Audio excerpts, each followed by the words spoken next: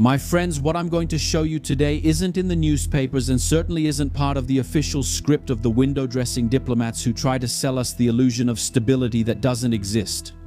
As you watch this video, imagine a scene of absolute contrast worthy of a spy thriller.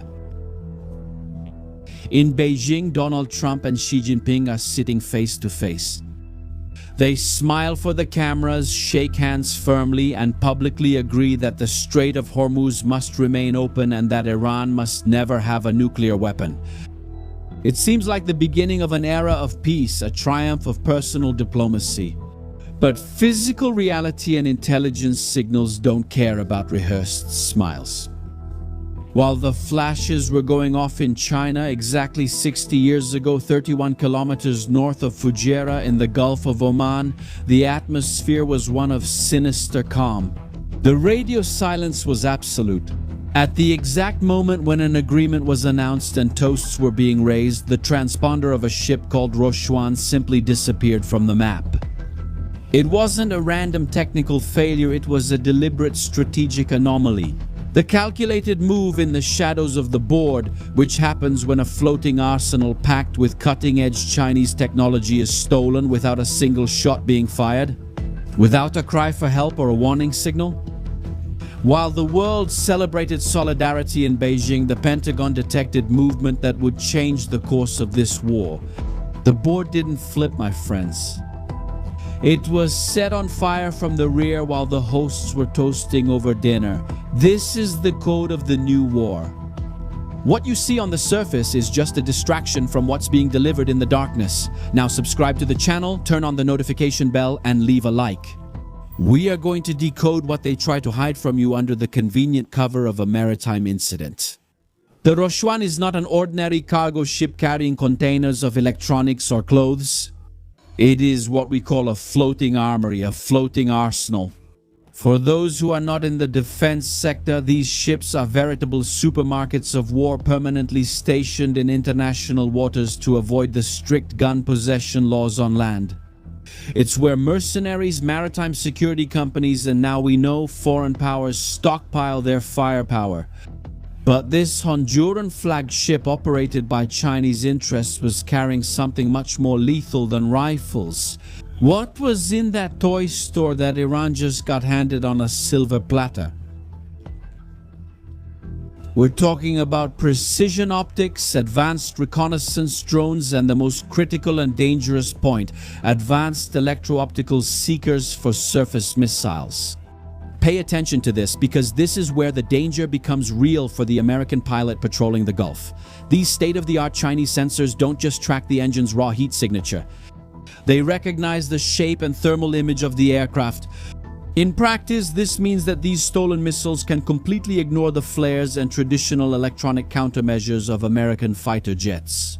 It's the technology that allows an old Iranian missile fired from the shoulder on a speedboat to take down a $100 million jet. The danger is no longer just the explosive, it's the intelligence that guides the projectile. And how did this gigantic arsenal disappear? The official explanation is an insult to the intelligence of any serious analyst. They say the Islamic Revolutionary Guards simply boarded the ship and dragged it into Iranian waters. Where was the highly trained security team? Where were the mercenaries who were supposed to protect thousands of weapons? The excuse going around behind the scenes is that there was a strategic bathroom break. Imagine the ship's captain, the experienced man, coming out of the restroom and discovering that the ship now belongs to Iran. There wasn't a shot, there wasn't an alarm, there was no resistance. It's such a poorly rehearsed play that it's a mockery of the Pentagon. China wasn't robbed. China just left the key in the door and the address in the GPS for Iran to pick up the order that was already paid for with geopolitical cynicism. And China is a master in the art of snakeness, strategic stealth. They look at the KCF-35 and say, wow, what a beautiful project. Let's make the J-35, which by coincidence is identical down to every screw, but we swear we've never seen the original. In the case of Hucham, the move is the same. Xi Jinping assures Trump that he won't supply weapons to Iran but allows a ship operated by Chinese people with a Chinese name to be captured with a full arsenal. China keeps its hands clean in Beijing while Iran gets the teeth it needs to bite in the Strait of Hormuz. But why are the United States vulnerable to this kind of dirty game? My friends, this is not some internet conspiracy theory or backroom speculation. Admiral Brad Cooper, commander of CENTCOM, went to Congress and testified under oath. He said exactly what the United States was already doing and what they are prepared to do against this kind of state piracy. When the CENTCOM commander talks about his oath, he is shielding the narrative against any attempt at fake news. And what he signaled was the use of platforms that Iran cannot counter, even with Chinese technology. First, the A-10 Warthog, now affectionately nicknamed the Boat Buster. Forget the tanks. The focus now is Iran's Mosquito fleet. The A-10 flies low, below radar coverage, and carries the Jaw-8 Avenger cannon. We're talking about 30mm depleted uranium ammunition. The physics here are brutal and decisive. The ammunition is supersonic. In practice, the Iranian pirates on the boat are pulverized before they even hear the sound of the cannon. That famous guttural sound that terrifies armies only reaches the ears of those who are no longer here to tell the story. It's death arriving faster than sound. And if the A-10 is the heavy hammer, the AC-100I-30J, the Gold Strider, is the flying surgeon.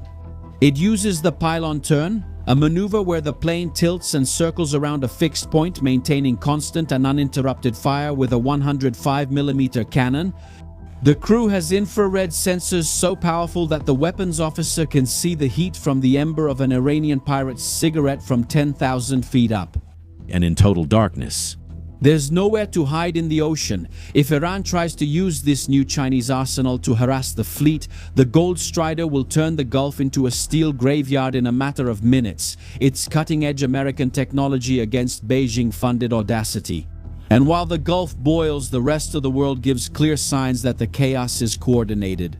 On the same day as the Trump-Xi summit, Russia launched a massive drone attack against Kiev. Putin is trying to secure his bargaining position, showing that he can still hurt the system while the big players negotiate the new order. At the same time, the United States Coast Guard was burning 3 narco subs from Colombia using snipers to disable moving engines with surgical precision from helicopters. The message is for all the proxies. Surveillance is total and mistakes are fatal. And what does Iran want with all this? You might ask yourself. They act like that annoying acquaintance who invites you to a multi-level marketing scheme. They say united sovereignty of Hormuz is a golden opportunity, no problem, you just have to pay the registration fee of $270 billion. Pay the war reparations and accept that we hold the key. It's the most dangerous pyramid scheme in history, trying to extort the world with the threat of shutting off the global energy supply while handing out stolen weapons to their followers. Hamas, Hezbollah, roaches, my friends, the verdict is inevitable. The world has entered a phase where the rules have been thrown out and gentlemen's agreements are just smokescreens for backstage maneuvering. China is testing American patience and Iran is betting that the world is too tired to react. The resurrection of the American naval industry and the presence of platforms like the A-10 and the AC-130J show that the giant is not just waking up. He is armed and has no patience, not even for bathroom breaks, but I want to hear from you. The board is set and the pieces are moving fast. What do you think happened in Roshuan? Was it a genuine security failure or a planned handover right under the world's nose?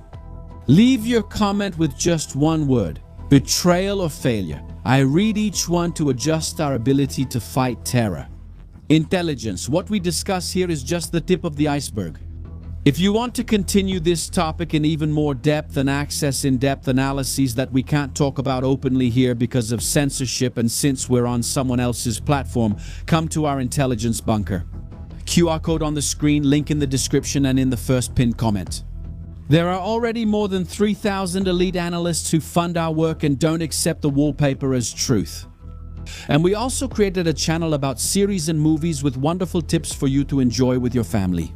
Without bias or whining, a curation of good content for you to understand, including what's happening right now in the Middle East. So click on the link in the description or in the first pinned comment and the card about the Falda series is showing up here now.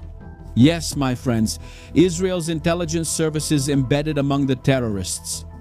Go check out our analysis and then enjoy the series. Now treat your mind. I'm Shimon Oliveira, and I'll see you in the next video.